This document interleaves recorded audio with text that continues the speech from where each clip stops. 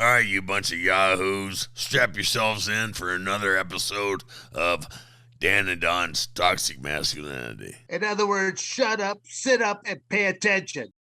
And welcome back to another episode of Toxic Masculinity, where we are here to offer up our political satire approach to our views. And we're here to entertain, offend, and defend anybody and everybody. We are just a couple of crotchety old farts that have a bad habit of speaking the truth, but won't let a few facts get in the way of a good old story. We believe in America and Americans. If that's not for you, well, then I suggest that you change That's the all. channel. We still believe in freedom of speech. Rub your face into the cow pie of reality. We'll make you scratch your head or scratch your ass, hopefully not at the same time. Without further ado, my cohort in crime is none other than the man of men, Don the Predator Fry, and I, his trusty sidekick, Dan to be Severn. And Don, do you have your faithful companion Quinn with you today? Oh no, sir. She's at home. When Ken Yasuda passed away, I inherited one of his pups, and so Quinn has a companion to hang out with at the house now. So I get a Okay, so Quinn's an English bulldog, and then Blue is a French bulldog. So they irritate the shit out of each other. so irritation is all we're looking at, just irritation. That's right. They love each other. They love each Oh, other. okay. That's just another way of just saying love. All right. So, do you want to introduce today's guest, or do you want me to jump in here and keep on rolling, or what? Oh hell! Today we have the pleasure of John Layfield Bradshaw. I screwed that one up, didn't I? That's John all right. Keep Bradshaw on going. Layfield. Is that right? JBL? That is correct. All righty. All right. Make sure. Yeah, he's the winner of everything underneath the sun in the WWE. He's held the World Heavyweight Championship, the tag team titles, and every other belt that they have, I believe. So Well, one of the things I always like to ask people there, John, right off the get go is, what was the lure of professional wrestling? Was the lure, or did somebody approach you and say, "Hey, I think you ought to," or what was it that happened? Thank you, and thank you for the introduction. First I want to say to you guys, rollerblade. His feet are too big to rollerblade anymore. So. That's right. I want to tell you what a great treat it is to be on with you guys. I've watched both of you guys. I've watched nearly every one of your fights. I'm a huge fan of you guys. You guys have the alpha males, man. Thank you, just, sir. it's a pleasure to be on Legend. So thank you very much for inviting me. I grew up watching wrestling. I grew up in West Texas. We had two sports, as they say out there, football and spring football. We didn't have wrestling. We didn't have baseball. We didn't have anything because they wanted the kids to play spring football. But one of my youngest memories was watching wrestle with my grandfather, and I got to get the Funks wrestling out of Amarillo, and I got to get the Von Erichs wrestling out of Dallas. And so I remember when the Von Erich boys broke in, Kevin, David, and Kerry. And I used to watch wrestling all the time with my grandfather, and always told him, one day I want to be those guys. How old were you then? Yeah, oh my God. First of like third grade. I mean, that was the era, however, whatever that is, 6, 7, 8 years old. And that was, I love my grandfather. He was for Dan. Yeah. He was a good, kind man, and I love spending time with him. He was a big wrestling fan, so I used to watch wrestling with him every Saturday night. Did he believe in it, or did he 100%. Okay. 100%. Yeah, 100%. Yeah. He would tell me that guys that would do stuff that they should be criminally indicted. He bought in 100%. There was not a doubt. I asked you that question because I had a grandmother the exact same way, and she just couldn't believe it when she found out that I was a professional wrestler. She's like, "Danny, you shouldn't be out there with those men. They're bad men and all that kind of stuff." And she had a pretty salty mouth there too. So, my grandfather passed away, I think, when I was in high school. I think so. He didn't see any of my wrestling, but he used to always tell me, he goes, "Now, if you become a wrestler, you be like Fritz von Erich. You be a good guy. Do not be a bad guy." So. He would be very disappointed. Well, in school and stuff like that, you said two sports, football or wrestling. So, you're always a good size athlete, stuff like that. Were you a football player in high school? I was, and I had a little success with it. I was, typical high school. Drafted by the Raiders, right? That's right. Yeah, I was. Well, I guess that's a little more than just a little success. Come on now. Well, a big fish in a small pond. I mean, a lot of guys were stars in high school and college. I was, no different from, guys who were big fish in a small pond. So I was all American consensus in college. I was all state and all the stuff in high school. So had a pretty good, high school and college record. Then was in the pros for about a cup of coffee, about 2 or 3 years. Well, I mean, what was your position? What would you play? Offensive tackle. So back then, Oh, nice. probably 285, and that was average back then. That was not, nowadays that'd be a tight end. But back then it was probably about average. So, my height's 6'6", about 285. Left Yes. tackle mainly, but that's before they changed offense where guys quit putting their hand down. So nowadays it's easier to play left tackle because guys don't go from a 3-point stance. So if you're right-handed, it's hard to put your left hand down for a lot of guys. It was for me. So that was really difficult for me. But nowadays, guys, they go out of a two-point stance and they take more of a bucket step, and it's all zone blocking. So they've changed that significantly. But back then, it was harder for me to play left tackle because I was right arm dominant.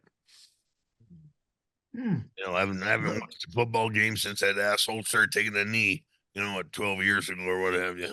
So yeah, I've eliminated the sport, and obviously they don't need my money. They don't give a shit. It's the most profitable league in the world. It's unbelievable. I mean, they talk about, the Premier League soccer, but the NFL is $12-13 billion a year, not counting what all the stadiums make around the surrounding expansions they have with all the commerce they have around. So unbelievable. Right. Yeah, I got into a little bit of a tiffy conversation with some liberal broad one night at a party, because they were gonna let the Cardinals build a stadium without charging them tax and all that. So how many people do you think they put to work? Well, that's just for 1 day or 10 days or out of the year. And I said, well, shit, like what, we owe them a living? Crime, they can find a job the rest of the year on their own. Oh, she about had a heart attack. I asked her, I said, you're liberal, aren't you? Well, John, I know that from some stuff I was reading on the internet there, some injuries now have kind of like more like sidelined you from your athletic career, or Yeah. I had several. I was injured. I had a surgery or broken leg every year of my college career. My senior year, I broke my leg late in the year, the ninth game, and I had moved to left tackle to go against John Randall. John Randall, was a 10-time All-Pro for Minnesota. He set every sack record there was in Division II, and I wanted to play against Randall because they didn't flip defensive ends. It was Texas A&I, now it's Texas A&M Commerce, our big rivalry in the Lone Star Conference. And because they didn't switch him, I never got to go against him. And I thought I need to go against Randall because he's the best player in Division II. And I thought I was doing okay as an offensive lineman. Move over to left tackle, and the game's going pretty well. It's kind of a stalemate. In the second quarter, I break my leg, my lower leg, and I played on it because I wanted to finish the game so bad, and it kind of screwed up my leg. I never really recovered after that. Yeah, but you still play. Well, how did that had to have affected you in your professional wrestling career there too, though, didn't it? I mean, it seems not as much. I mean, to give you an example, I ran a 4.8240 on protesting day as a junior. After I broke my leg and played on it for that game, I never ran under a 5.1 again. So I just lost any mobility, any sideward mobility, especially, but any speed or anything. It didn't have as much to do with the wrestling because I could wear the big knee brace on it, and it had more to do with back and shoulders and stuff because the legs weren't quite as important. Yeah, no, that was one thing that I did like about professionals. And if you had any kind of injury stuff like that, as long as you would talk with whoever you're working with that night, you could still pull off a match of sorts.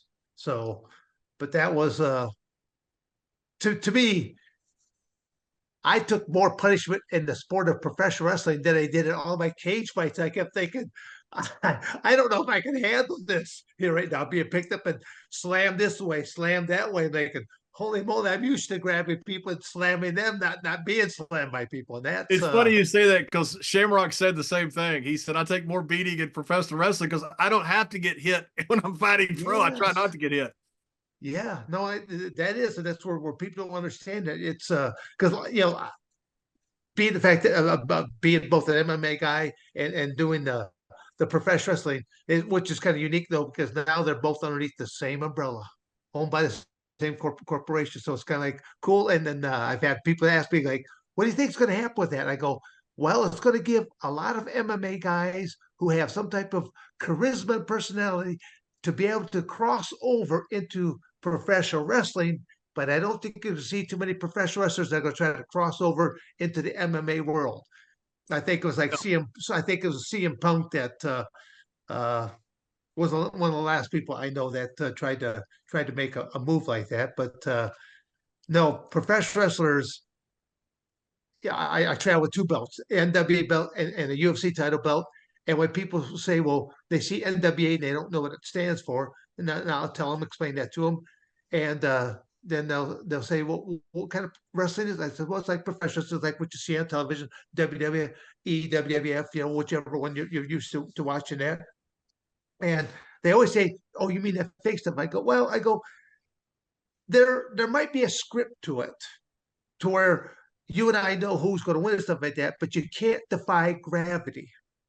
When you pick something up and you teeter it on over, it's going to come on down.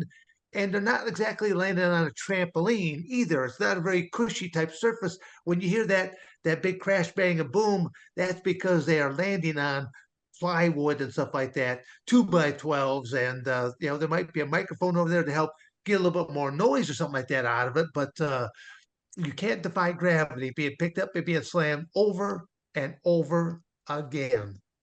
Yeah, and I don't think people mean anything by it. I think what they're saying is when they're saying fake, which I know a lot of pro wrestlers, just hate that term. Yeah. And I can understand why, because it's scripted. It's not fake. And I think that's what people are kind of trying to say is it's scripted more than I don't know. I'm giving them the benefit of the doubt. No, I think, yeah, I would agree with you that that's probably what they're trying to do right there. But it's no, it's it's a tough career, and because as I stated earlier, you and I didn't get a chance to really interact much because you're doing your thing, I'm doing my thing. But at the same token, I was kind of like the new kid on the block, even though I was a lot older than what people thought I was. Because I mean, they're kind of blown away when they see me with all the white hair now, and I go, what they don't understand, because in my entire professional wrestling career, and even in my entire fight career, I was coloring my hair. I prematurely went gray, and I was coloring my hair because even Mr. Fry here throws me underneath the bus there because Don, would you like to jump in and tell you a little story that you tell that you like to throw me underneath the bus yeah. under? Oh, throwing you into the bus. Come on, Mr. Severin. Back way back when last century. In 1995, the first ultimate that they had there in Denver. And we're all getting ready. There's 5 or 6 of us, in Dan's entourage. Excuse me. And a few hours before Dan has to go out there and compete to see who's the toughest man on the planet, he says he needs to go to the grocery store. So we all follow him out, we're like little ducklings following Daddy Duck, down the road and into a grocery store and follow him up and down every aisle. Don't know what he's looking for. He won't, he's kayfabing us. And then all of a sudden he stops, man. He had to go out and buy a big old 10-pound box of hair dye, black hair dye. Yeah. That's great. Yeah. That is great. Well, again, when you look at psychology 101, because in the fight world, you don't want to give your opponent any kind of psychological edge in it. And you look at, if you were standing in a cage and you look across, you see a gray-haired, gray mustachioed person, you're not going to be quite as intimidated as if it's all dark and dastardly looking. So I always said that psychology 101 is one of the things that I utilize right off the get-go. Yeah, and your opponents probably liked it very much as well, because if they got beat up by the gray-haired guy, nobody ever let them live it down. Well, probably, but again, I was trying to save my own bacon in the process, because I already had intimidating good looks there for my father. He blessed me. He blessed me with that, and I could fly You by know the seat what? of It my. was it was so great when you came in, because wrestling has a history of having really great wrestlers, legit wrestlers in it. And you were one of that great lineage of Danny Hodge, of Thez, of Jack Briscoe, and so many that were legit great wrestlers that came in. And after you, Kurt Angle comes in. I mean, it was just Yeah. you've always had these legit tough guys. I don't know if it's to give legitimacy to it, or just because you guys are so good at it. One of the two, maybe Uh, both. I think it's a combination, because I know just recently Gable Stevenson just signed a contract there as well. I mean, he won the NCAAs as a heavyweight, but again, to see a heavyweight, he pulled off a standing backflip as this little ceremonial after he won right there. I'm thinking, well, I can't defy gravity like that. So I take my hat off to him. But he was a very charismatic type individual, and I knew that he will do very well in the realms of professionals, just because he's got that size, he's got that demeanor, and whether he goes babyface, he'll do just fine with whatever he does. Talk about tough guys and legitimate wrestlers. You, I was broken in. We got broken in by the same guy, Brad Reagans. That's right. That's Yeah. right. Yeah, 1980 Greco-Roman world champion would have been the gold medalist if they hadn't boycotted the Olympics. yeah. He got cheated out of the '76 gold medal. Because That's right. he beat everybody, but he ended up. They did the point thing system back then, so he lost. Ended up fourth place, I believe. Because of points, but he had defeated the top three guys. Yeah, Brad was one of the great trainers. Trained Brock Lesnar, trained a ton of guys. Trained Vader. Vader came out of playing in the Kurt Super Bowl. Hennig. Well, that's right. Trained so many great guys out of Minnesota. Brad had just that great name about him. It was great. Back in the day, if you're trained by, like Hiro Matsuda, Brad Ryangens, or Billy Robinson or something, you just got treated differently. And it really helped to be able to go places and say, oh, who are you trained by? When you say Brad Ryangens, people just, they treated you differently. Yeah, it was like a hush. That's right. That's right. Oh, okay. That's right. You survived that? Yeah, shit. Exactly. Yeah, Brad. Well, John, do you have other siblings that participated in other sports, football or? Yeah, older brother played golf, and it was very good golfer. So shot a 61 in a tournament one time. He was a really good golfer, just below probably pro level. And my sister was a state champion tennis player. In fact, she was the coach of the year, either last year or year before, in the state of Texas. She's a little bit older than me. Has done a wonderful job up in McKinney, Texas, and turned into a great coach. Wow, again, so that definitely you got some good genes that run in the family there, and couple of different family members have been blessed to do some things. That's great. Yeah, my sister done a great job up there in McKinney teaching tennis. She was, I didn't know she was such a good coach. I don't think she did either. She started coaching later in life, and just has a great affinity for it. You know how it is. It's just because you're a great player doesn't mean you can coach. No, exactly. And some people have the ability to translate, what there is in their mind to what they're talking about, and some don't. Sometimes you just have a great athlete who's just a great athlete, and maybe Right. cannot even explain to you why they're such a great athlete. Yeah, I've been to a few different clinics, and I've sat through them thinking, "Oh my God, this guy's a great wrestler, but he sure cannot break down Right. technique to teach it whatsoever." Here, wow, yeah. Yeah. John, you again. What I like to bring up on a point to you is that as a professional wrestler, you've seen this industry, and there's a lot of dark sides to this industry as well. And again, you came into it and you came out of it, and you came out of it on a good note, in the fact that you have your mental faculties, you have success, and you basically were good about your money, whereas a lot of wrestlers fall into certain pitfalls, and they don't have much when it's all said and done. Yeah, So, and a lot of that is just from advice I got when I first started. Guys used to always say, "Buy a house." And what they're saying is, own something. So when you get done, the old saying was, you can always pump gas and pay for your bills if you own your home. And so it was one of the first things I did was buy a house. It was $84,600. I can tell you exactly what it was. A little 2,000 square foot house in Athens, Texas. But I've never had any bills. Stan Hansen used to always tell me, the great, cowboy wrestler, don't buy a boat, and what he's telling you is don't buy a bunch of stuff you don't need. And right. I've always kind of adhered to that, because I always, when you're poor at any time in your life, you don't want to be poor again. And I've been pretty poor at times, and being poor teaches you things. Yeah, no. It's a very humbling type of thing there. No, it's no, I like it when people can share the fact that they did well with their money and the fact that they saved money, they invested money, they used the money to where they don't have to worry about things later on in life. And that was uh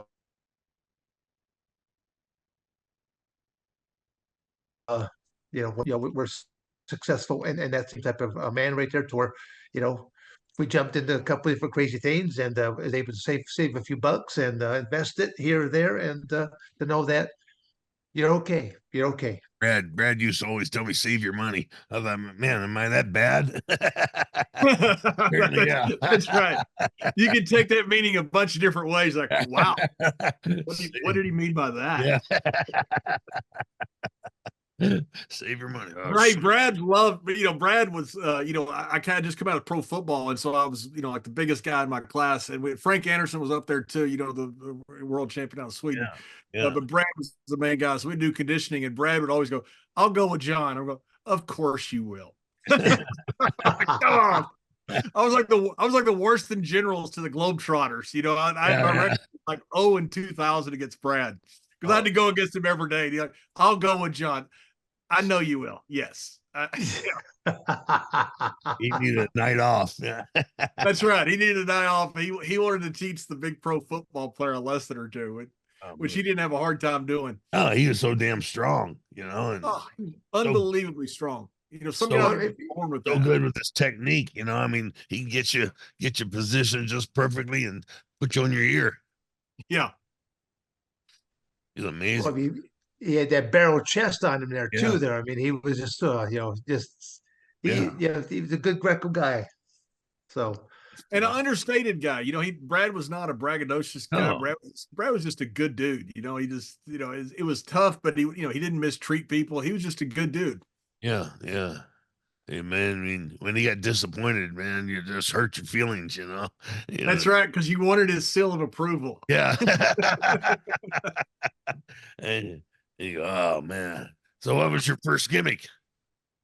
Cowboy. I came down to Texas, and literally I walked in the first day to Sportatorium, where I grew up watching Von Erichs wrestle, knocked on the door on a Friday afternoon. I knew they wrestled on Friday night. I just come out of camp up in Minnesota, drove down to Texas because Vern Gagne's territory is pretty much dissipated at the time. There wasn't really any work up there. I knock on the door, and I had a cowboy hat. I had my wrestling trunks, and James Beard, the referee, answered. Dick Murdoch and Skandor Akbar were in the office, and they said, "What do you want?" I said, "I want a job." And they said, are you a wrestler? And I said, "Well, I've been trained. I don't know if I'm a wrestler, but I've been trained." They said, "Who trained you?" I said, "Brad Reingens." They said, "Brad trained you?" And they said, "What did you do before that?" I said, "Well, I played a little pro football, not much, but I played a little pro football." And Lou Perez, Al Perez's working cousin, was supposed to be there that night to work the main event, and he couldn't make it because of the travel or something. So Dick Murdoch was sitting there. He goes, "Wait a minute, we got this kid trained by Brad Reingens. Let's stick him in the main event and see if he can work." Yeah. So in the main event, all I'm looking for is a job. My first match. And so they called the champion in, Rod Price, who's a great worker. And he said, "Listen, if he can work, go 20 minutes with him. If he can't, go 2 minutes and just squash him." And Rod was a great worker, and he could do anything. And he carried me for about 20 minutes. And so my first match was a surprise main event. And it all came about because Brad Reingens had trained me.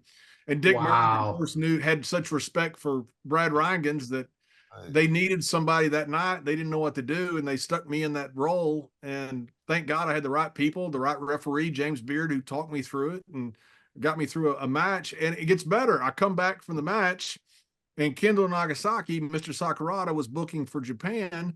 He didn't see the match. He didn't know I couldn't wrestle. He just knew I'd been trained by Brad Rangans and I was working in the main event. He thinks he's got this find. So he pulls me aside when I come back and says, "Hey, would you like to go to Japan?" I've been in the business for 30 minutes.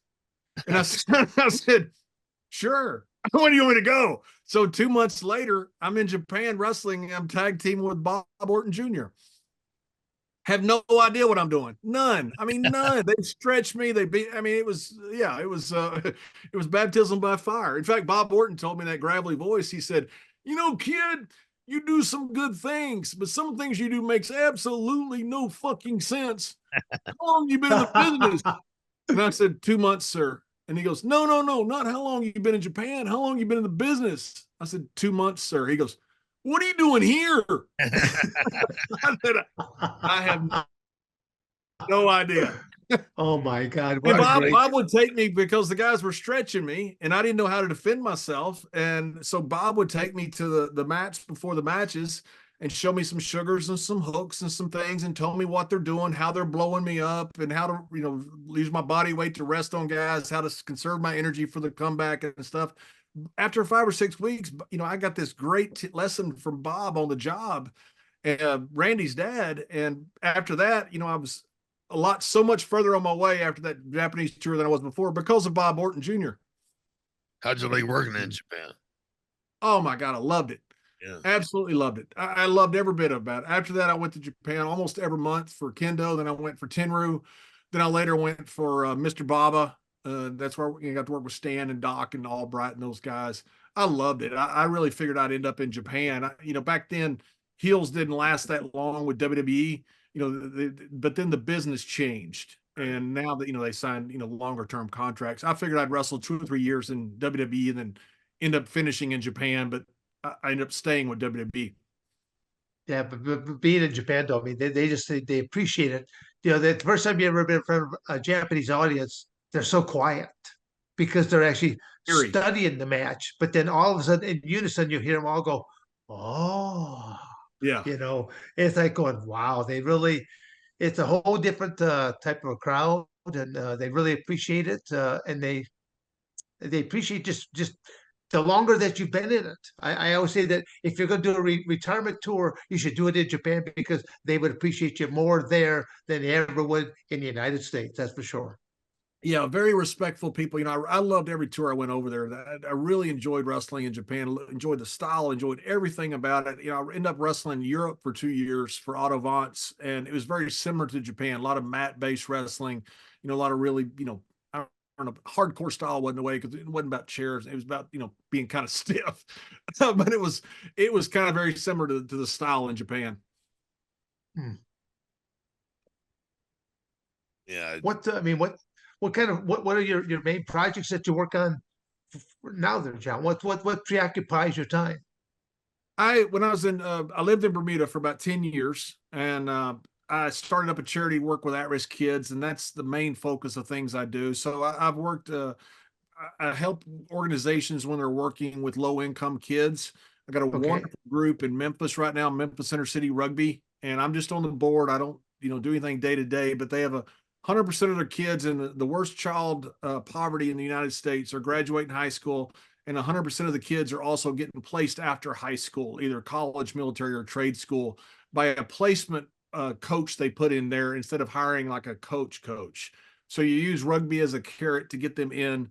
Then you work with these kids, and I've done the same thing. I've helped build schools in Malawi, Africa, in Zimbabwe, and Rwanda, Tanzania. Not all help building schools, but help programs. The school that I helped was in Malawi, which was one of the poorest countries in the world.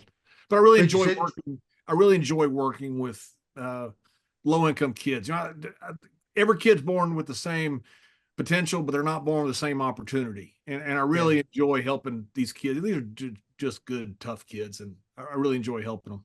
No, again, kids are. I mean, I look at they're innocent. I mean, they're brought into this world, and the parents they're not around there to help guide them or help them in any kind of capacity. They're kind of left to fend for themselves. So, was Memphis, was that the first one that you started working with, Yeah, or? Memphis Inner City Rugby. No, I worked with a program. I started a program in Bermuda, Beyond Rugby Oh, Bermuda, and we worked with gang. Keep kids out of gangs, keep kids out of jail, school. And we had 100% graduation rate there. We really became an island-wide initiative. And because of that, I got to speak at some conferences. And off those conferences, I got to go and I got to work in the slums of Mumbai and LA. I got to work in Harlem. I got to work in some places up in Chicago between the Latin Kings and 2-6 Nation up there. A wonderful program, Beyond the Ball, Rob Castaneda, that works with those gang members up there. And I've been able to travel around and work with some of these wonderful groups that they all use sport for the most part to get the kids in. And then right. they use that carrot to help them with whatever they need, their job skills or educational skills or whatever they need. Sometimes, a kid just needs a grown up saying, I want you to do better in your class. It really can be that simple. No, again, I think that the caveat of offering up any kind of athletic program, most of these are young males, and they're looking for some type of a release in the first place. So if you can sit there, let them thump on a heavy bag or something like that, and just talk to them a little bit. Sometimes that's all they need is to let out a little bit of that steam, and then just to at least have a voice that they can be heard. You When I know, was in Bermuda, it's funny you mentioned that about young males just need sometimes need an outlet. They gave me a list of gang members to probably not talk to. Well, those are the guys I went after. The gang leaders, not the gang members, the gang leaders. Because I figured if they were leaders off of the gang, they'd be leaders somewhere else. And I played on their toughness. I said, I know you're tough kids. And I said, you can come out here and you can legally hit guys all you want, tackle guys. There's no pads. It's rugby. And I said, come out and show your toughness and be a leader in a good way. And nearly every one of those kids came out. And once they came out, then everybody followed them because that was the big tough kids that came out first. well, I could, again, as I said earlier when we started this, this is most that you and I've never interacted with each other. I could see now where I mean you've got good communication skills here in the first place, so I can see where I think you could easily to talk to these people and explain to them in a at least in a manner that they would understand, comprehend, and to get them out because anytime that you can take a bad situation and turn it to a good situation. That's quite a kudo for you for doing something like that. I did this. I'm learning more and more things as this conversation takes place right now, and you know, I like that more. I'm in kind of a dilemma because I don't want to. I don't do this because I want people to know I do it, and I'm not trying to say that to brag either. The only time I put it on social media is when I'm trying to raise money for programs. No, And John, so, I totally understand it because even in my own training facility in Coldwater, Michigan, I work with a lot of low income type of student stuff like that because I don't want these kids to go into a bad element.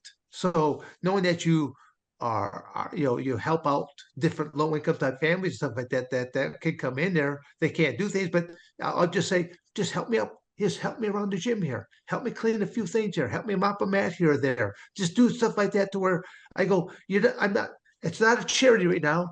You're giving me what's called sweat equity. And I go, it makes them feel better to know that they're not looking at a handout. They're looking at they're given this opportunity and they're going to give some effort in the process there. So I've always been big about what I call sweat equity because there's always sure. something to be done around the property. That's for sure. Yeah, these kids are like any other kids. They don't mind working hard. The big misnomer is, you can't work them that hard. You can't put structures in place that are restricting. These kids crave that. It's like a bee to honey. When they have an adult that shows an interest in their life, because so many of my kids come from single parent homes, and they have an adult Right. that says, "I want you to do this," and I want you. They understand the expectations, and they enjoy the expectations, and they enjoy meeting those expectations and working hard and feeling good about themselves, and it really gives them an outlet that they don't have, and it helps in everything that they do.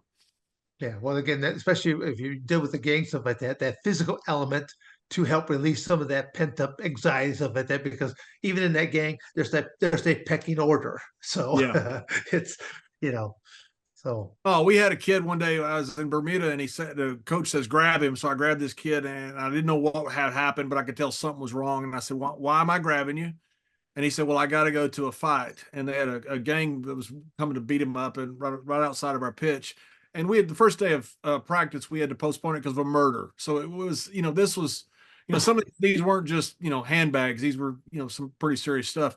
And he was leaving his bag so that he wouldn't get his bag stolen and getting beat up. And he was going over there. I mean, he's a pretty tough kid. He's going over there against by himself. He's not going to win this fight with all those guys. And so I went over there and I ran off the gang, and I came back and I talked to one of the guys that stopped him. And I said, listen, I know you're in that gang. And I said, I know that you're going to suffer repercussions because you're the one that told the coach this kid was going over there. I said, why did you do this? And he said, well, that's what you told us to do. We're a team. And I realized at that point that jersey meant more to him than that gang, that all he wanted to do was just belong. As long as he belonged, it was fine. It just, he belonged to something good instead of something bad. Yeah. No, And that's all any kid wants, I think, is just they want to belong. They want to feel appreciated. That's all probably any adult wants as well. No, I totally agree with you, John. I mean, it's you want to belong to something. You'd rather belong to something good as opposed to because I mean, I always say that all kids, just like adults, they know when they're doing right and they know when they're doing wrong. And I think you'd rather know that you belong to something doing right as opposed to the opposite right there. So, and it's knowing that you're going to take you got the potential of taking quite a whooping in the process there, and the fact that you're willing to endure something like that, that's yeah, it's not an easy thing to face up to. So you got to commend a kid for stepping up, and then looking forward to doing something like that. But Yeah, and you know how it is when when you help a kid out, and you know that it probably if you hadn't helped him out, something bad was going to happen, meaning incarceration or something like that. And yeah, you know how it is with the kids you help out, and you see them later, and they have a family, and you're like, that's cool, that's awesome. That no, knowing that you had I'll say some part in it. yeah, I call it you're getting paid off in dividends because they'll come up to you stuff like that, and they'll shake your hand, or they'll put their hand up on your shoulder stuff like that, and they'll simply say they'll look at you, they'll say thank you. It's like going, nothing else has to really be said. It's just like you made a difference somewhere along the way there, and that speaks volumes when those kind of moments happen right there. So it's my place has been shut down for the last couple years.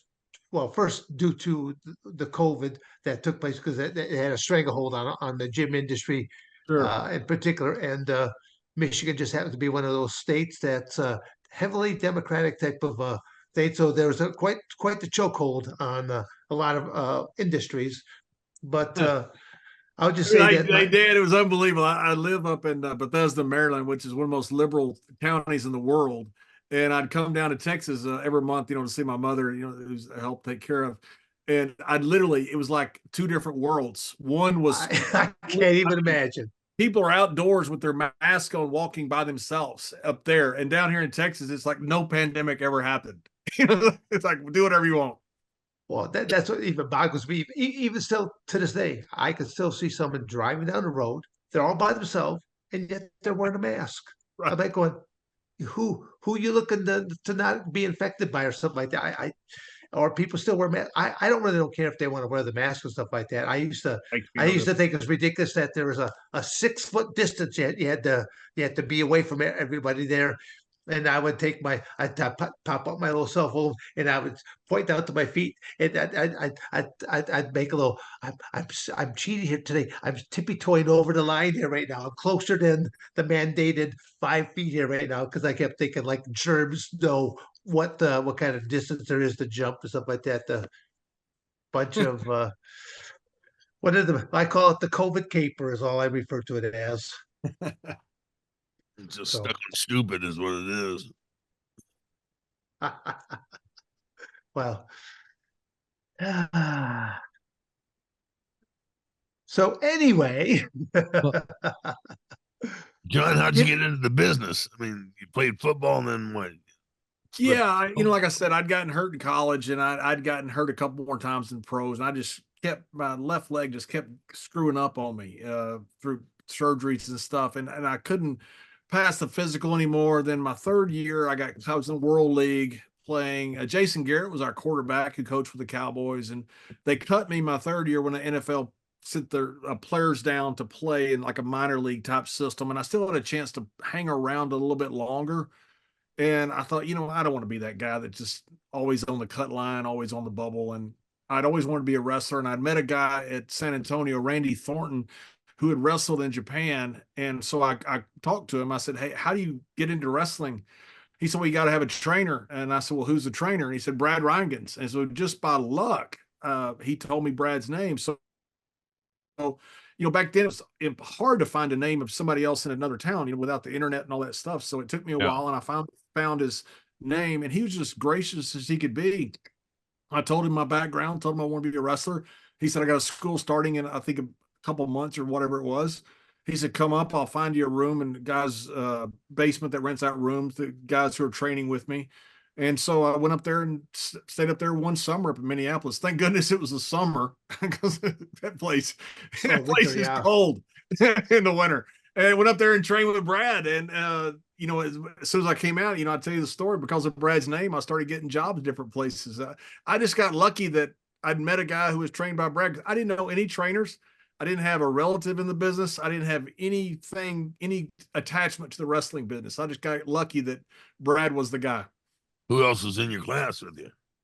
Two guys. I wish people ask me all the time. Two guys who never made it, and I don't know who. I don't remember. One of them was a big, tall guy, and one was not kind of a medium height guy. Never heard their names again. Never, not one time. Never ran into them anywhere. Nobody ever I go up to anywhere that would say, "Hey, I trained with you and Brad." I can't even remember their names. I got to run. Basically, I was the only one that came out that got a job. Well, a lot of people, I mean, they don't realize what kind of a training camp you're about to walk into right now, because even you're going up there, you're asking if he can help train you, and yet, do you know what you're really walking into? Oh my goodness, no, I had no idea. I'd never done any amateur wrestling, never done obviously any Greco-Roman, nothing. We didn't have it. We didn't have any of that hardly in Texas at the time. Hardly any amateur wrestling. Yep. So when I went up there, I'm trying to learn the Iron Claw is what I'm trying to learn. I don't know anything. I don't know what I'm up there for. And all of a sudden, Brad's got us on the mat.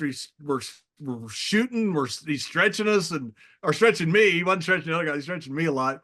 I'm doing some. He had a tree that you suplex, this huge tree. You'd suplex it over and over and over. And, he's just training us like we're going into battle. And I'm like, you got to be kidding me. It was unreal how tough it was, which I didn't mind the tough, but I was not prepared for it being that tough. Now, once you're there a week or so, you kind of realize kind of what you're getting into. But I went in there completely eyes wide open, had no idea what was going to happen, how I was going to get a job, how I was going to make a living, anything. Yeah, when you say suplexing this tree, are you talking about like a throwing dummy, a heavy bag, or something like that? No, it was a tree. It was an actual tree. An actual log? An actual log. I asked Dan when he gets back. Don, if he gets back, if he had the same tree there, because I've talked to other guys that had it. It was a big tree. It was about 5 or 6 feet tall trunk. It was big around as a large person. Okay. I don't know what it weighed, maybe a couple 100 pounds. And you'd flip it over, you'd suplex it, you do all kinds of stuff with it. It was worn smooth, so there were no splinters in it. But he'd been using it for years to train people. But he used that as this suplex dummy. You do all kinds of twists with it, all kinds of moves with it, all kinds of suplexes with it.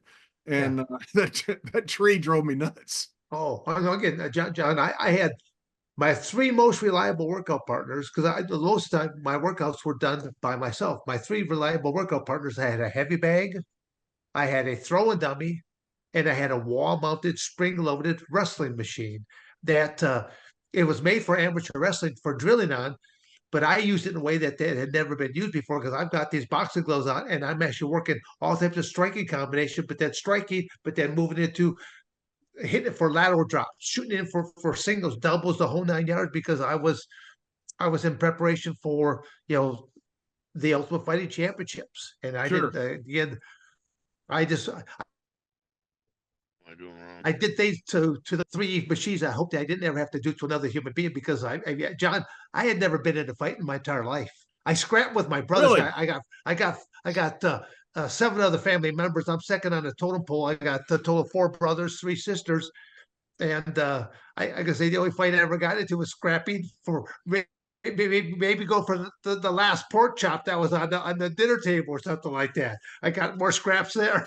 Hey, Don, on while that you were kind of gone, stuff. we're talking about Brad Reingen's tree. Did he have that tree when you were there? Yeah, big log. Yeah, yeah, That big log. Yeah. yeah. So were you out there trying to suplex this log too? Yeah, yeah. It was just. I think Brad just made shit up just see how I screw with It you. was unreal. He made us do all kinds of things with that I call it a tree log. The stupid log. Yeah, yeah. Just suplex it, turn it around, do all kinds of stuff. I got so sick of that freaking tree.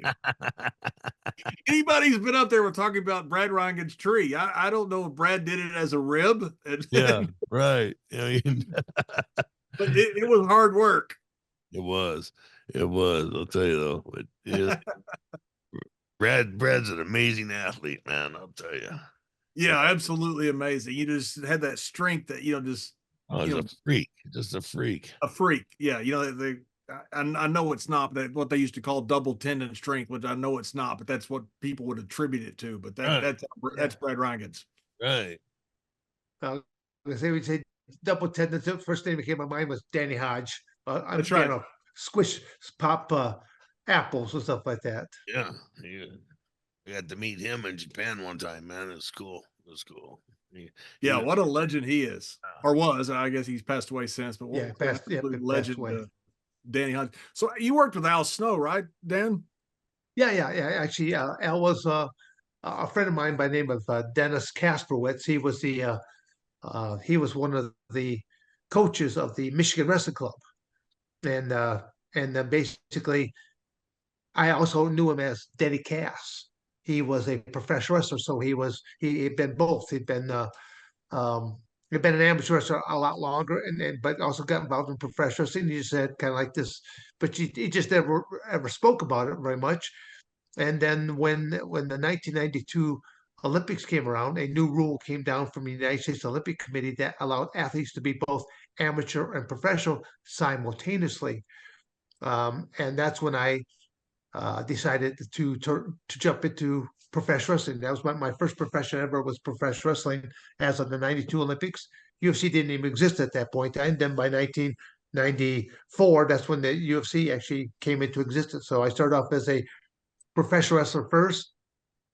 Danny Cass said, he was really trying to discourage me, but I was kind of like going, I'm being a bonehead here. It's like going, no, I got to see this through. He goes, well, I'll take you to this place. And he brought me over to Body Slammers Gym in Lima, Ohio. And that's where I ended up meeting Al Snow. And what a character Al was. I mean, he still is. Yeah. I mean, he's a great character. And he does different, he runs, I'm sure I think he runs some type of flag. OVW. Yeah. OVW's they just did a Netflix deal on it this past year. It was really cool for Al. Yeah, but who was it that owned it just before him? Danny Davis. There you go. Because I knew that Danny Davis because I went down there when Danny Davis owned it at the first portion. Because then they showed me where they're shooting these professional matches stuff like that. I kept thinking, what a small little area this is. I was actually I was shocked as to what this was done, but then now what you could do with the green screen, it's mind-boggling with technology and a green screen what you could do nowadays. Yeah, Al was one of my first writing partners in WWE. We wrote together for about a year or so when we first started. We both, weren't making any money, and as before everything kicked off with Stone Cold and The Rock, and everything got so big. And I wrote with Al and Dutch Mantell, Tom Pritchard, a bunch of guys, Glenn Jacobs, Kane. We'd all take turns, putting 4 people in a full size car. Yeah, trying to figure out a way to make money. And that's good. People just don't understand how much time a wrestler spends on the road.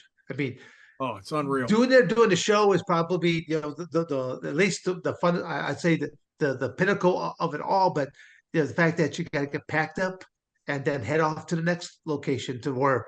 How many times have you woke up in the morning and as you're rubbing the sleep out of your eyes, you're wondering, where am I at and what is my function today? That's right. You have no idea what city you're in. Absolutely none. I've actually called down to the front desk, because we used to work, 250, 300 nights a year. And I literally wake up and go, I don't even know where I am. Yeah. And Well, that call I to the live. front desk, the guy would go, huh? I goes, this sounds strange. What city am I in? Yeah. I think I might should call the cops. Yeah. No, that's funny because I mean I literally have lived out of a planner since my junior year in high school.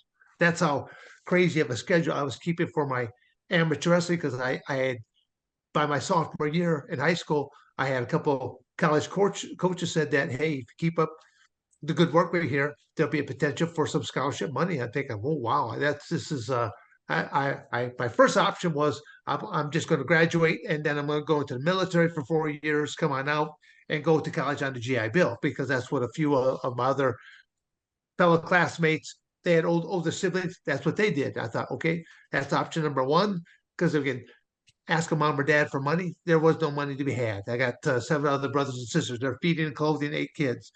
How am I going to do this? But then like I said, by my sophomore year, had a little bit some recognition from some coaches. So then after that, I really started putting my effort into not only just during the high school season, but then when the high school season would come to an end, I played 3 sports: football, wrestling, and track.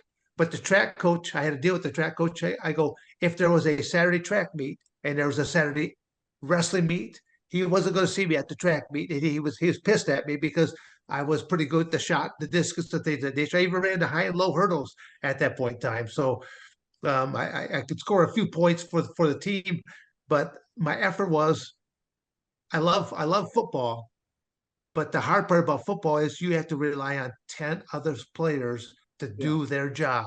And if someone misses a tackle, someone misses a block, and you lose as a team. Definition of sport of wrestling, team sport based upon individual performances. The team can lose, and I can still go on. So I chose the sport of wrestling over football. And at Arizona State, the head coach was a guy by the name of Frank Cush.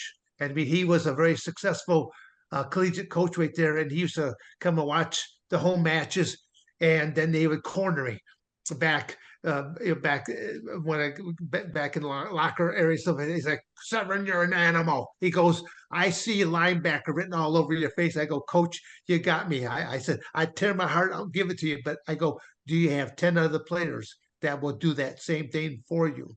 And then we pause. I go, "That pause spoke volumes to me." So I chose the sport of wrestling, and again, it's it did good for me. I mean, it's a tough sport, and ironically, I mean, even as I look at your ears, I go, "You don't have cauliflower ears," and look at all the wrestling you've been doing. Yeah, I got lucky. I never got one. I got one time and it went away. So I was very lucky not to ever have the problem of the cauliflower ears. Yeah, So because usually you end up with that Danny Hodge or one of these that's other right. people. Yeah, it's got some pretty good Somebody gets gnarly. you eventually. Yeah, Couple Yeah, couple doorknobs. Yeah. Yeah. they think it's so funny when you're, as what guys don't understand. They think it's so funny when you have some injury like a cauliflower ear. Everybody just laughs at you. Not one person feels sorry for you. Go, oh, you poor. no, yeah. I know it's just when you're that sport, they're just I don't get it's kind of going. I all through my high school career stuff that I always wore headgear, even when I trained and for doing the MMA and stuff like that. I wore headgear because these guys, you're working out with a bunch of knuckle draggers, and some of these guys just don't understand. They think it's cool to have a fat lip, a broken nose, and no, sooner or later, all these things can come back to haunt you later in life, which through your career. I mean, John, as father time kind of moves along, how is your body holding up from all the injuries you've had and stuff like that?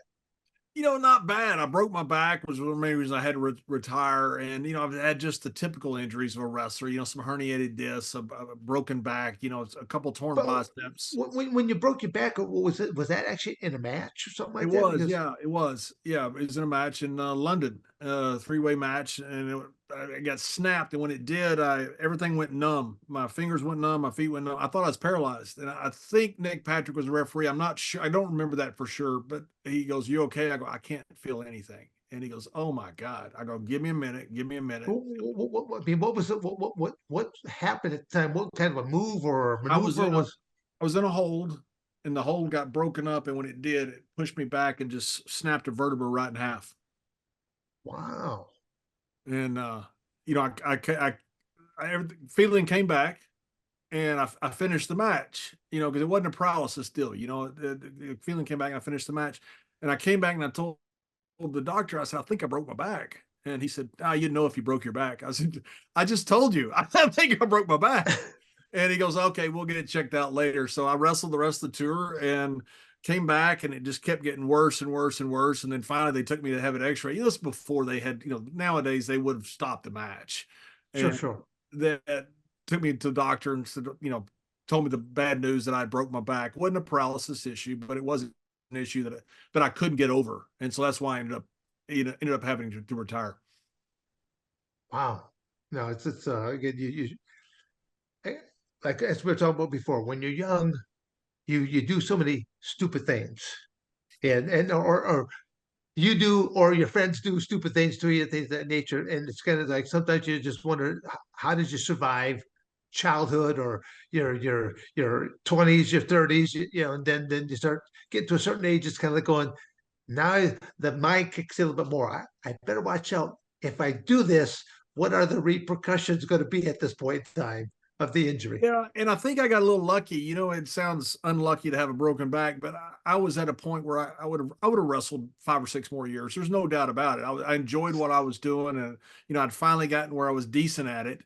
And because of the back, I had to retire all of a sudden. And because of that, I think my health is actually pretty good. I still have little issues from the back, but for the most part, my health's fine. You know, I don't know what a 57-year-old man is supposed to feel like. So I may be really healthy. I don't know.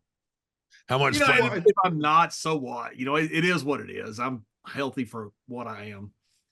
How much fun did you have with Ron Simmons, working with Ron Simmons? Oh my God, he was he was so much fun. You know, the whole thing came about as my birthday. We were up in see where were we? We were up in Philadelphia, coming down to Baltimore, and Brian goes, "Hey, it's your birthday, right?" And I said, "Yeah." So he said, "So we're going to let's have some drinks." And as we're traveling with him, Godfather, and Teddy Long.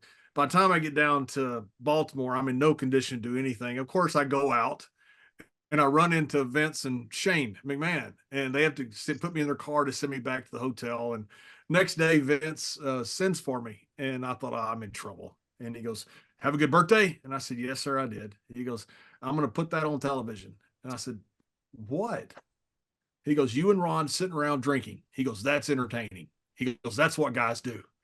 And so I come out of the meeting, and Ron thinks we're both getting fired. And he goes, "What'd he say?" I go, "He wants us to drink on television." He said, "That's the best news I've ever heard." And so from that point forward, we were the APA. I had so much fun with Ron. You know, he's 3-time All-American, at first, you know, recognized Black World Heavyweight Champion. You know, Ron's a man's man, and he was so fun to work with. It just everything about it. We had a great time together. Probably a better time on the road than we did in the ring. Who came up with the idea of the door, the frame? Ron did. Ron, Yeah. 100% Ron. Right, they were building the set, and Ron goes, "Leave it." You know, he's got that James Earl Jones type voice. He goes, "Leave it." And they said, "What do you mean leave it? There's just a door." He goes, "Yeah, it's perfect." And they go, "Ron, there's just a door." They go, "Yeah." Ron goes, "Yeah, leave it." And that was so Ron's idea, to just have a door. Yeah. We locked ourselves out of our office one time just with a door. You know, but the fun part was we never wrestled. You know, Yeah. they'd bring in celebrities, and you know, at that point they didn't know what to do with them. So, you know, you bring in LL Cool J or Rebecca Romaine or Mr. T or something. They'd put them with Ron and John. So they put them at the poker table with us, and we wouldn't have to wrestle. We just do some celebrity interaction and, you know, put them over and make, you know, laugh at whatever they wanted us to laugh at. You know, they're all fun to work with, but we didn't wrestle. We just sat backstage and drank beer. Yeah. The best gig ever. Well, I'm gonna say, yeah, I'm gonna say that was a tough gig right there. I mean, me and Ron wrestled each other. We wrestled all kinds of these, you know, tough, stiff matches, and we got over more doing that stupid, silly stuff with that table than we ever did doing anything. You know Yeah. what I Well, mean? I think because it showed a different side of probably both of you. that they didn't see before. They're used to seeing the one character right there, but they're seeing kind of a different character right now. Or I should say, maybe it's just because of the whole different environment. You're still inside the ring, and you got a poker table stuff like that, but you're doing something different. We were pulling out of arena one night. I think you'll like this. And some guy cut us off and flipped us off and run. And so, we're in a rental car. So I hit him, from behind. So, and they pull over, we pull over. We think there's like 4 or 5 guys. This is going to be a heck of a fight. So we get out of the car, they get out of the car. And so they go, "Hey, PA, can we get pictures?" Or sit up. Me and Ron are, sure, whatever. Wow, that's funny. Ron we had had a blast. We traveled. We traveled so much together. It was a lot of fun. Teddy Long was pretty much our driver the entire time, and we had a lot of fun. Did Ron come up with that his one little one liner? Because all I ever would say was "damn." That was it. He said that about Teddy Long. Teddy used to, I don't know, frustrate him or not. They're really good friends. And he goes, "Damn, Long." And so Ron used to say that all the time about Teddy, "Damn, Long." And that's, somebody said, "Hey, just say that on air." And Ron really, the first time he goes, "I don't think it's gonna be that big a deal." And then when he said it, people laughed and popped. And then he just got where all he would say is one word. Exactly. I mean, that's when you break up, when you say Ron's name right there, it's one of the first things that come to my mind is the word "damn." That's it. Yeah, and it was so good because Ron literally, he's a great talker. I mean, Ron can really talk. He's a smart guy, but literally he said one word and that's all people loved it. He would sit there and milk it the whole time and finally end up saying "damn" in that deep voice, and the place would just go nuts. Sold a ton of shirts that just said "damn" on it. Yeah, it's the best gig ever. We're in a snowstorm one time up in somewhere up in Massachusetts, that turnpike going to Boston, and Teddy Long's driving. I said, "Teddy, pull over. I got to pee."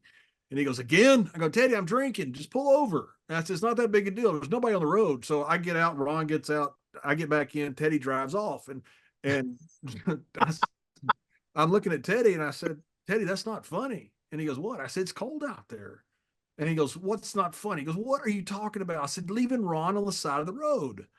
And he goes, "I didn't leave Ron." And he looks back and goes, "Where's Ron?" And I go, "You left him in a snowstorm on the intermatch." So, that match is that we had to back up about half a mile in a snowstorm to get back to Ron. By the time we got back to Ron, he had his hand on his hip. He had snow built up on his head and snow built up on his sleeve. And he's furious. So Teddy stops about 5 feet from him. He goes, "Get out and tell Ron that I did not do that on purpose." So I rolled down the window. I said, "Can you believe he's laughing about this? How he left me?" Throwing him underneath the bus there. Oh, there cool. Yeah. At one point, I thought I've got to back off because I think Ron may kill him. Wow. Ron's not the type that ever sells anything, but he was very quiet for a long time, which was pretty scary. Social media is there, John. What if people want to contact you or to book you for other things? Do you have any kind of like a social media outlet or ways that people can contact you? I don't do it much, but JC Layfield on Twitter is my initials, JC, last name Layfield, or my initials on Twitter that people can get hold of me of that. I have a Facebook page, but I don't really look at it that much.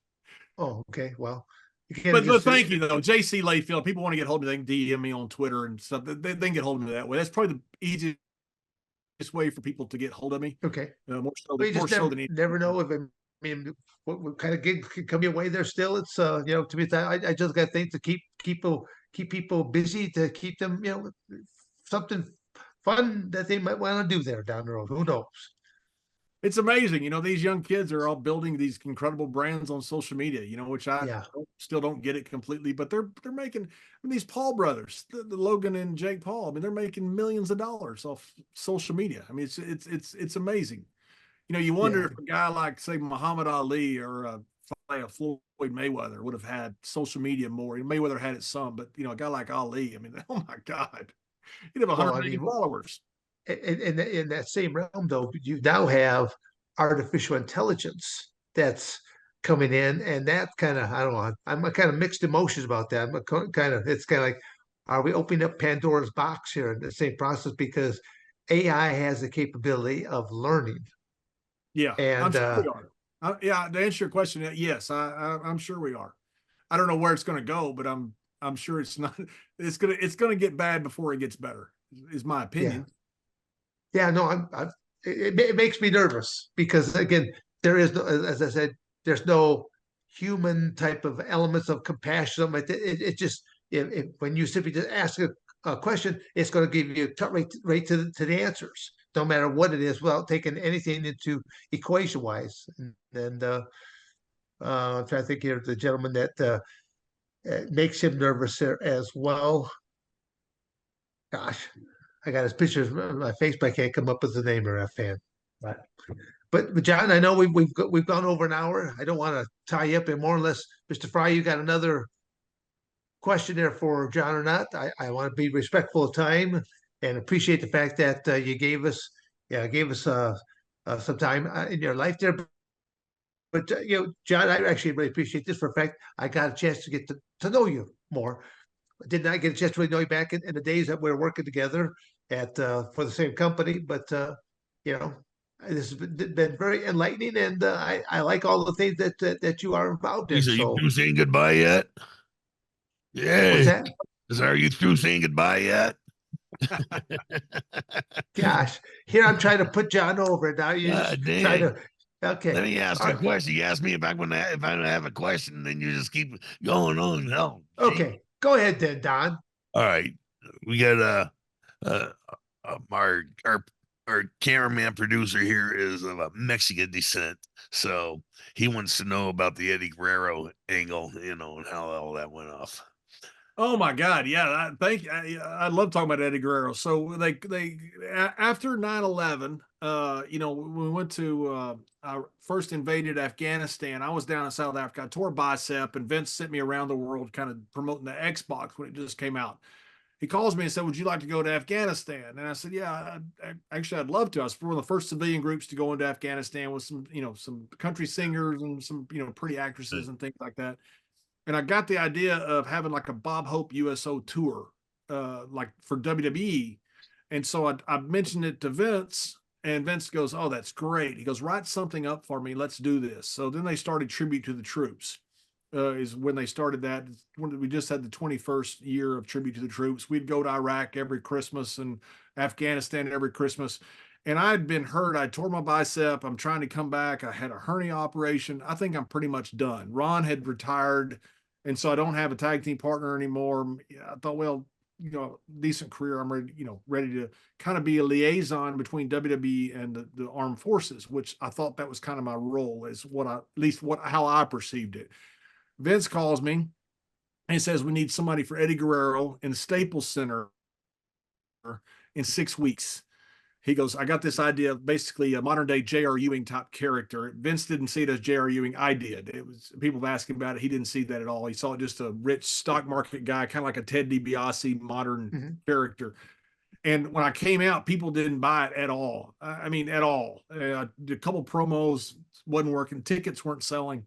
And I thought, man, this is going to be a one-off. So Chavo Guerrero, Eddie's brother, came to me and said, "We've got an idea." Said, "We're in El Paso coming up on Mother's Day. Their father, Gory Guerrero, was a legendary promoter like Fritz was, or in Dallas, or Dory was, Fort Funk was in Amarillo." And he said, "We're going to do something to honor him. And after the match, you come down, attack Eddie, and our mother, 74 years old, is going to fake a heart attack and go down." So I said, "This is brilliant. I may get killed, but this is brilliant." So we do the Talk match. about a family that's willing to go all in. It's unbelievable. So we have state troopers around the ring. We have extra security around the ring. I'm getting out there, and Eddie beats me in the match for the championship. He presents the mother with flowers. I come over, hit him over the head with a chair. By mistake, I bust him open, hard way, but, which added to the effect. But the mother goes down. And when she went down, the place was packed. It was all Latino people there to see Eddie Guerrero and honor Gory Guerrero. It got completely quiet. I never felt anything like that. The place, when that 74-year-old woman, Miss Guerrero, went down, it was silent. People couldn't believe what had just happened. And Eddie's on the ground and he goes, "Ese?" you better get the fuck out of here. And I'm sitting there and we're filming it like from security camera. So it looks legit. And I'm thinking, I got to get all this on camera. You know, if I can just live through this, I'm going to be the hottest heel in the world. I'm sitting there cutting the promos. The security going, John, you've got to get out of here. You've got to get out of here. So finally I get to the back. They got my car running, my bag in the car, and they give me an escort all the way till El Paso city limits. The police do. And they stop. And I said, guys, nobody followed us. They said, okay, do not come back to the city. We cannot guarantee your safety. Said, would you drive all the way to Odessa? They had arranged for me to fly out of Odessa to the next town, which is a couple hours. So I drive all the way to Odessa, fly out, the video airs, and everything changed. Next night, we're in San Bernardino. As soon as I get in the ring, somebody jumps in the ring after me, tries to get at me, and I realize, oh my God, we've got them. We go to the Staples Center. We set an attendance record at the Staples Center, an all-time attendance record because of that angle. And because of that, with Eddie, it made the whole JBL character. You know, a month later, they dropped the title to me, and then I held it for a record length of time. But it was, you know, when I say I owe 100% of my career to Eddie Guerrero, I owe literally 100% of my career. He saved my career. He made my career. He gave me everything. He not only gave me that storyline, he gave me a storyline that took the title off of him and put it on me. He used to call me all the time of the day and night. He go, I got something for you, Essay. I said, what is it? Tell him my ancestors come over here in a boat, not an inner tube. I said, Eddie, I said, that's great. I said, you're going to get me killed. He goes, no, it's good essay. It's good essay. When I used to walk around at like airports and stuff, you see a group of Hispanic people, you could hear them cussing me. I mean, Eddie was that popular. There was not a person on the planet that Hispanics hated more than me. And a lot of whites and blacks too, but especially Hispanics, because Eddie meant so much to the Latino people. Wow. Years later, when he passed away, unfortunately, I did part of his eulogy. And people realized then we were good friends. And now it's just the opposite. When I see like a group of Hispanics go, oh, tell me some Eddie stories. You know, before it was like, Calvin, wrong. Yeah. Like, oh my God. Yeah, it was unbelievable. Eddie made everything happen. He and his brother Chavo. That night in El Paso, people that will tell you about it, I've never felt anything like it. I mean, I've never seen 10,000 people completely silent. Then all of a sudden it just started murmuring. And it started to roar. And that's when people started to try to come over the rails. And thank God, you know, we had all these extra, you know, police and uniform and stuff that were keeping me safe. But it was, it was a fun adventure. Are you satisfied? Wow. Okay, you get the nod of approval from our Mexican American here. Oh, I'll tell you another Mexican story right quick before we go. So the first time I went down to Mexico, I'm working down there with, and I go down there. I didn't know Vampiro Americano. I don't know if you know Vampiro from most of them from WCW. He's a massive star down in Mexico. Massive. He and Conan were really over. I didn't realize that Vampiro had so much. He apparently had punched the Stooge in the office in Monterrey. Which I thought was great because I think all stooges should be punched. So it was fine with me. They brought me down to mess with him. I thought they were bringing me down as the heel vampire, and he was in on it. So they bring me down. They put the title on me. They give me the name Vampiro Americano. Now they give me all this stuff to wear. So I'm going around on TV, and I'm building up until they bring in Vampiro Canadiense, the real vampire, to fight me in Monterrey at the Plaza del Toros. So I'm sitting there in a room. In walks Vampiro Canadiense, the real vampire, who's over like crazy, and he sits down across from me. He's just eyeballing me. I mean, just eyeballing me. And I thought something's wrong. I said, he's about to punch me, and I don't know why he's mad. And I mean, I'm doing all this stuff for him. I'm going to lose the title to him. I'm going to lose the name to him. I'm going to put him over. And finally, I said, is there something wrong? And it's just me and him in this little bitty room. And he looks at me, he goes, you're wearing my shit. And I said, well, that's the idea. I'm wearing your stuff. And then he goes, no, you're wearing my shit. I had no idea that he had bought this stuff, had it made. The Mexican office in Monterrey went down and picked it up and gave it to me and didn't tell him about it. So wow. I've got his name, I've got his title, and I'm literally wearing his gear on television for months. And he's watching, and he's sitting there, and he's sitting there across from me, and I start laughing. I go, I said, I don't know what you're talking about. And he just relaxes. He goes, "You're not in on it, are you?" I said, "I had no idea what you're talking about." And he tells me the whole story. And I thought, that's the greatest story ever. He said, so that's my two Mexican stories. I was wearing Vampiro's shit, and I gave Eddie Guerrero's mom a heart attack. Wow. And I'll tell you a finish of the story.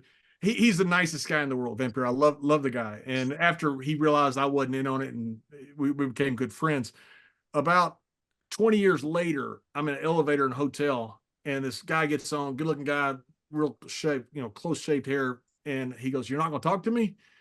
And I knew I recognized him, but I wasn't sure who it was. He goes, "You're wearing my shit." I go, "Oh my God, Oh man, my. bro." And he goes, "By the way, you never returned it to me."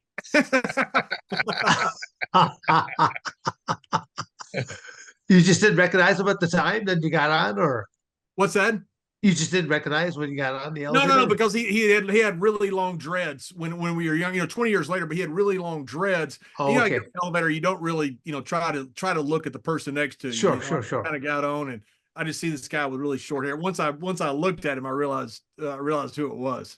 Wow, that's funny. That's great. But some great, that's a good part about our business, about your business. There's some of the greatest stories ever. And before social media, when you had all this stuff with the cell phones, all we had was each other. And that's why we had so many great stories and so much great friendship and brotherhood over the years with so Well, many then, great guys. but then witness all those the great pranks that took place along the way there too, because you got to break up the monotony somehow, you know. That's exactly right.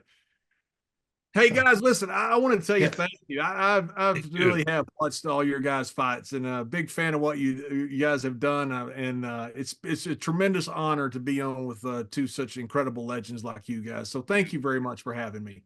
Well, John, thank you for being on. And then again, like I said, I got a chance to get to know you a whole lot more than I did at the time when we were working for the same man back in our WWF days there. So I really enjoy getting to know you more, especially all the fine work that you're continuing to do with our youth there today. So on behalf of Don and myself, I'll say thank you very much, and for Toxic Masculinity, and have a great evening.